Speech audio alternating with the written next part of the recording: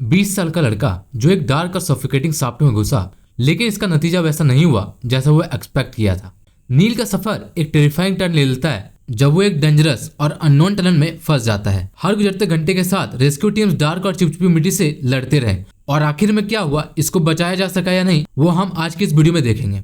22 मार्च 1959 8 Keber's का एक group एक डियरिंग एक्सपीडिशन के लिए पीक केवरन गया, जो कैसलटन डर्बीशायर इंग्लैंड के पास है। इनमें से एक था नील मॉस, जो 20 साल का था और उसके साथ ब्रिटिश स्पेलोजिकल एसोसिएशन के मेंबर भी थे, जो इस एडवेंचर के लिए काफी एक्साइटेड थे। उनका गोल था कैब के एंट्रेंस से आधा मील अंदर जाके एक पैसेज को एक्सप्लोर करना और एक दरार को देखना जो 2 हफ्ते पहले एक साइड चैम्बर में डिस्कवर हुई थी। कैब में जाना अपने आप में एक चैलेंज था। 1000 फीट ग्राउंड के नीचे एक भूल भुलैया में सीक्रेट केब की तरह उतरना। जब वो केब में एंटर हुए तो उन्होंने मक्की डक की सेक्शन फेस किया, जो एक टाइट और वेट स्क्वीज टनल था जो बारिश के बाद पानी से भर जाती थी। ये टनल उन्हें बोल्डर पैसेज तक ले गई, जो कंपैरेटिवली इजी था, लेकिन इरेगुलर ऑब्स्ट्रक्शन को नेगोशिएट करना पड़ा। लगभग 150 मीटर अंदर जाने के बाद एक 3 मीटर क्लाइंब उनका इंतजार कर रहा था, जो केब के ऊपर गैलरी के नॉर्थ वॉल पर था। इस क्लाइंब पे एक साइड पर एक स्टीप मडी स्क्री था, जहां पिकरिंग पैसेज था, एक एक्सटेंडेड नैरो क्रॉल जिसमें नीलिंग और फुल लेंथ मैन्यूवरिंग की जरूरत थी। ये पैसेज एक ऑकवर्ड बैंड और मडी संप के साथ खत्म होती थी। नील इस चैम्बर के बारे में जानता था और उस मिस्टीरियस टाइट शाफ्ट के बारे में भी, जो उन्हें पहले मिल चुका था। नील के अंदर एक्साइटमेंट थी ये चैम्बर देखने की और उसको एक्सप्लोर करने की।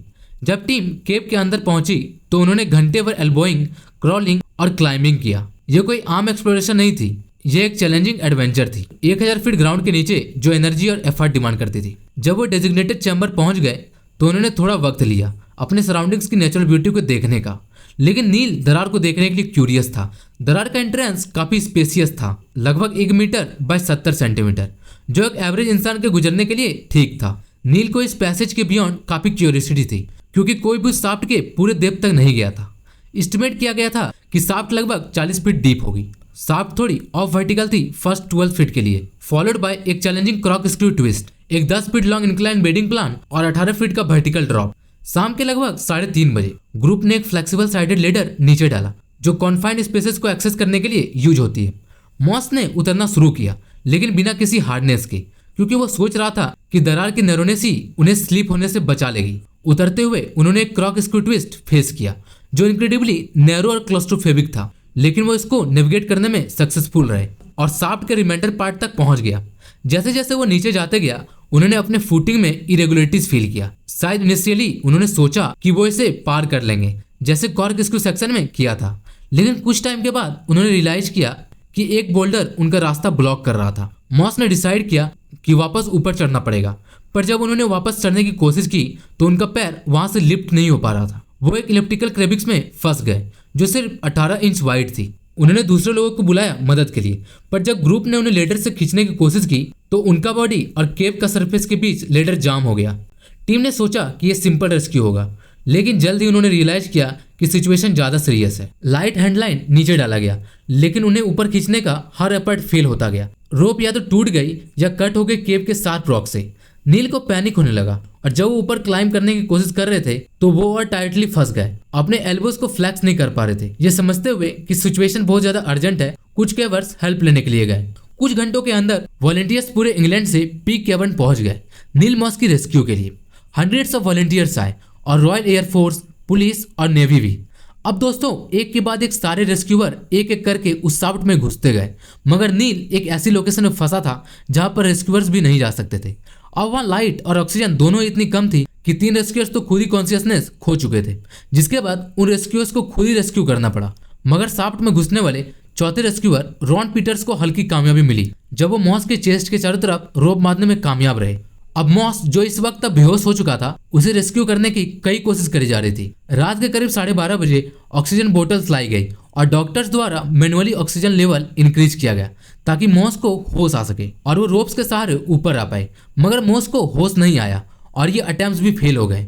अब दिन भर बचाव के अटेम्प्ट्स करने के बाद यह डिमांड करी गई कि इस रेस्क्यू के लिए एक ज्यादा एक्सपीरियंस और फिजिकली छोटे केवर को लाया जाए ताकि वो शाफ्ट में इजिली घुसकर मॉस को निकाल पाए। और इसी रिक्वेस्ट को मानते हुए अगले दिन साइट पर 18 साल की जून बेली पहुंची। अब देखो, उन्होंने तो ये तक सजेस्ट किया कि अगर जरूरत पड़े तो मॉस की कॉलर बोन तोड़ दी जाए ताकि उसे ऊपर उठाया जा सके, क्योंकि कॉलर बोन तोड़ने के बाद उसके शोल्डर्स और बॉडी रिलैक्स हो जाएगी और उससे ऑप्टिकल करना आसान हो जाएगा। मगर कोई मॉस के पास इतना फ्री होकर पहुंच ही नहीं पाया कि इस टास्क को एग्जीक्यूट किया जा सके। 24 घंटे बीत चुके थे मगर कुछ भी सही नहीं जा रहा था। स्पेशलिस्ट ऑक्सीजन बोतल्स और इक्विपमेंट्स यूज करते हुए लगातार हवा पंप कर रहे थे ताकि ऑक्सीजन लेवल बैलेंस और मेंटेन रखा जा सके। एक के बाद एक रेस्क्यूअर्स अपनी जान को खतरे में डालते हुए नीचे जा रहे थे मगर कोई भी सक्सेसफुल नहीं हो पा रहा था। अब कुछ समय के बाद बारिश होने लगती है तो हालात और बिगड़ गए और मजबूरन सेफ्टी के लिए सबको रेस्क्यू से कुछ समय के लिए विड्रॉ करना पड़ा।